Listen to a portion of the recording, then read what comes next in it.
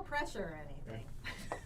Right. Playing some big people there. Yeah. But I loved that it was a different take on Jesus. Right. And Lucifer. So, how did you kind of approach this and playing this kind of a Jesus rather than the one that everyone knows about? That's in another room. It's like coming from through there, isn't it? Yeah. Hello. Thank you. The Okay, there you go. Yeah. Okay, we're all. I didn't set out to play, and nor did Rodrigo Garcia, the director, set out to make a different kind of Jesus than we know of, or I think we set out to try and play a very truthful version of who he was as a man and also as the Son of God. I didn't go out of my way to try and make him different from everybody else's Jesus. I just went out of my way to try and make him my Jesus, Right.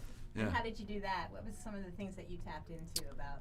Well, I did. I started by reading a lot of books that have been written about him, but lately there's been a lot of books written that are trying to disprove that he was the Son of God, or that books that are sort of angled towards, well, he really was this kind of guy, and really this is what would have been happening, and those were enormously unhelpful to me, because in the story, the Jesus I'm playing is the Son of God, and he's in the desert because he knows the path that's laid out in front of him, and he's looking for some communication with his father, and he's frustrated that he's not getting answers from his dad. And that, once I started tapping into that I have a very good relationship with my dad and I love him very dearly, but I can relate to being frustrated with your dad and not feeling that your dad understands who you are or what you're about, and I think everybody can, not just fathers and sons, but mothers and daughters and fathers and daughters, and I think that's what the film is really an exploration of, is the relationship between fathers and sons.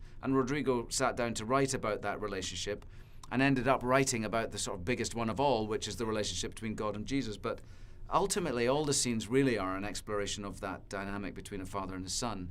And up until this point, Rodrigo's been writing about women, and his stories are are about female characters. And this is his first story really about male characters, if you like. And so that was underneath all of it. And yes, of course, it's a story about Jesus, and it's a story about Jesus, a story that doesn't appear in the Gospels, or about him meeting a family.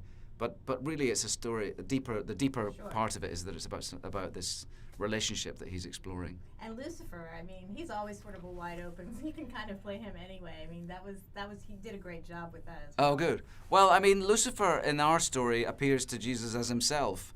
He's there in the story-wise. He's there because he knows Jesus, and Rodrigo wanted to write a character in the story, somebody who knew Jesus, who knew him.